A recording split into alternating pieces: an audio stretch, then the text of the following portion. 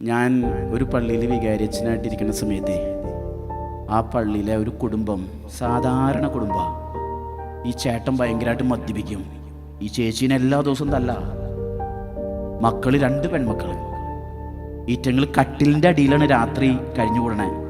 വെളുപ്പങ്കാലം ആകുമ്പോൾ ചേട്ടൻ വളരെ നല്ലതാ, ഒരു കുഴപ്പമില്ല. ഒരു ദിവസം ഈ ചേട്ടൻ വിഷം കുടിച്ച് മരിച്ചു. ആ നാട്ടിലെ 90% ആൾക്കാർ പറഞ്ഞേ ആ ചേട്ടൻ മരിച്ചതെന്നായിരുന്നു പറഞ്ഞു. പക്ഷെ ഈ അമ്മയും മക്കളും ഒരിക്കലും ഈ ഭർത്താവിനെ തള്ളി പറഞ്ഞില്ല.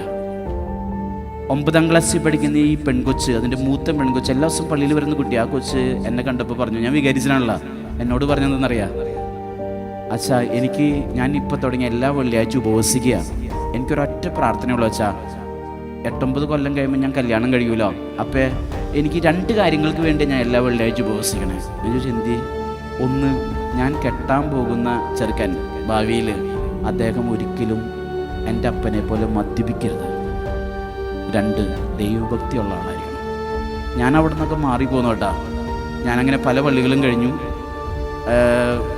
വേറൊരു പള്ളിയിൽ, അതായത് കഴിഞ്ഞ പള്ളിയിൽ ഇരിക്കുന്ന സമയത്ത് ഒരു ഫോൺ കോൾ കുറേ കൊല്ലങ്ങൾക്ക് ശേഷം ഈ പെൺകുട്ടിയുടെ വരാം. അച്ഛാ പരിചയമുണ്ടാ ഈ സൗണ്ട്? ഞാൻ പറഞ്ഞു, പോവാ മോളെ. എന്താ? അച്ഛാ ഞാനേ അയർലൻഡിൽ പോയിട്ടാ. ഞാനിപ്പോൾ അയർലൻഡിലാണ് നേഴ്സായിട്ട് സേവനം ചെയ്തു. ഒരു ചെറിയ വീടായിരുന്നു, വീടൊക്കെ പുതിയത് പണിതുട്ടച്ചാ. ഞാൻ പറഞ്ഞു, കൺഗ്രാജുലേഷൻ. പാവപ്പെട്ട വ്യക്തികൾ ഭംഗിയായിട്ട് വളരുമ്പോൾ നമുക്കൊരു സന്തോഷമുണ്ട്. അച്ഛൻ ഞാനൊരു കാര്യത്തിന് കൂടി വിളിച്ചാ, എൻ്റെ കല്യാണം ഉറച്ചോട്ടാ. IT മേഖലയിൽ ജോലി ചെയ്യാനൊരു ചെറുപ്പക്കാരനാണ്.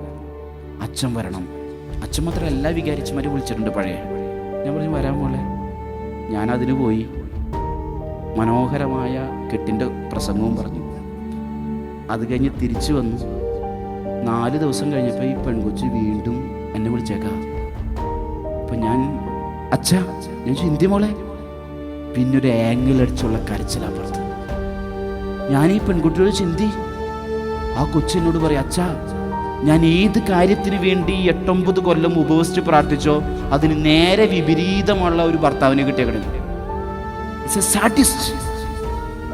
ശരീരത്തെ ഉപദ്രവിക്കുന്ന ഒരു ഭർത്താവാ, വിശ്വാസമേ ഇല്ല. എന്നിട്ട് ആ കൊച്ചു പറഞ്ഞെന്തെന്നറിയാ, അച്ഛാ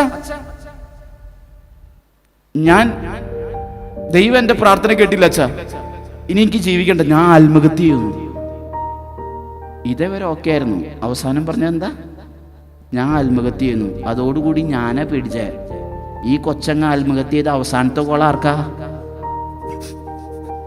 എന്റെ ദൈവമേ, കോൾ ലിസ്റ്റ് വരുമേ പഴയ വികാരിയച്ഛന്റെ നമ്പറിലേക്കാണ് കോള് കിടക്കണേ.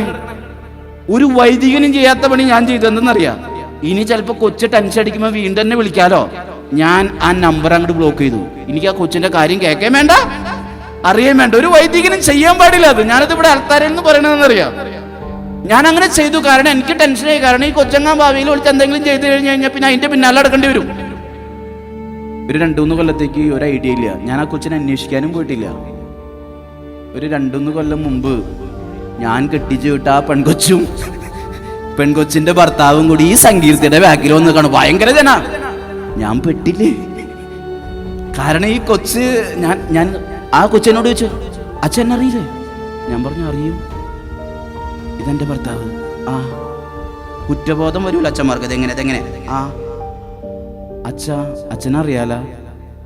ഞാൻ എന്തോരം പ്രാർത്ഥിച്ച അതിന് നേരെ വിപരീതമുള്ളൊരു ഭർത്താവിനെ കിട്ടിയ. ഞാൻ പള്ളി പോക്കൊക്കെ നിർത്തിയിരുന്നു അച്ഛാ. എന്നിട്ട് അത് കഴിഞ്ഞ് പിന്നെ ഞാൻ ചിന്തിച്ചു, അച്ഛാ ദൈവം എനിക്ക് തന്നതല്ലേ, ഞാൻ അങ്ങോട്ട് സ്നേഹിച്ചു തുടങ്ങി അച്ഛാ. വേദനകൾക്കിടയിലും ഞാൻ സ്നേഹിച്ചു. എന്നിട്ട് അച്ഛാ ഇത് എൻ്റെ മോനാ. അച്ഛാ ചേട്ടന് ഒരുപാട് മാറിയ അച്ഛാ, ഇപ്പൊ പള്ളി പോവും, എന്നെ ഇടിക്കണമൊന്നുമില്ലെന്ന്. സങ്കീർത്തിയുടെ ഫ്രണ്ടിലെന്ന് പറഞ്ഞതാ. ഞാൻ നിങ്ങളോട് പറയും, തിരുനാളിൻ്റെ സന്ദേശം എന്താണെന്നറിയാം? മുറിവുകളെ തിരുമുറിവുകളാക്കുമ്പോഴാണ് അതിൽ സുഹൃതങ്ങൾ ഉണ്ടാകണേ. നമ്മൾ പ്രാർത്ഥിക്കുമ്പോൾ ഇങ്ങനെയും കൂടി പ്രാർത്ഥിച്ചിട്ട് പോകണം കേട്ടാ. ദൈവമേ, ഇത്രയും കൂടി നന്മ, എൻ്റെ ഉള്ളിലുള്ള നന്മ കൂടുതൽ പൂർണ്ണമാക്കാനായിട്ട് വിശുദ്ധ എന്നെ സഹായിക്കണേ. നമ്മളാരും രക്തസാക്ഷിയാവാൻ പോണ്ടാട്ടാ. സെബസ്ത്യാനസിനെ പോലെ, വിശുദ്ധ സെബസ്ത്യാനസിനെ പോലെ രക്തസാക്ഷി അവൻ ആരും പോവണ്ട. അതിൻ്റെ ആവശ്യം ഇപ്പം ഇല്ല എന്ന് തോന്നുന്നു കേരളത്തിൽ. അറ്റ്ലീസ്റ്റ് ഒരു സാക്ഷിയാകണം കേട്ടാ. ജോൺസൺ അച്ഛാ, ഞാനാട്ടാ ജോൺസൺ അച്ഛൻ. ഇത്തിരി കൂടി നല്ല അച്ഛനാവണം കേട്ടാ. ഞാൻ എന്നോട് പറയുന്നതാട്ടാ. ഇവിടെ വന്നേക്കണ അപ്പച്ചന്മാരെ, അമ്മച്ചിമാരെ, മക്കളെ എല്ലാവരും ഇത്തിരി കൂടി നല്ല ആൾക്കാരാകാം. Be positive. നമ്മളിലുള്ള പോസിറ്റീവ് മറ്റുള്ളവർക്ക് വരട്ടെ. തിരുനാൾ ആശംസകൾ കേട്ടോ. Thank U.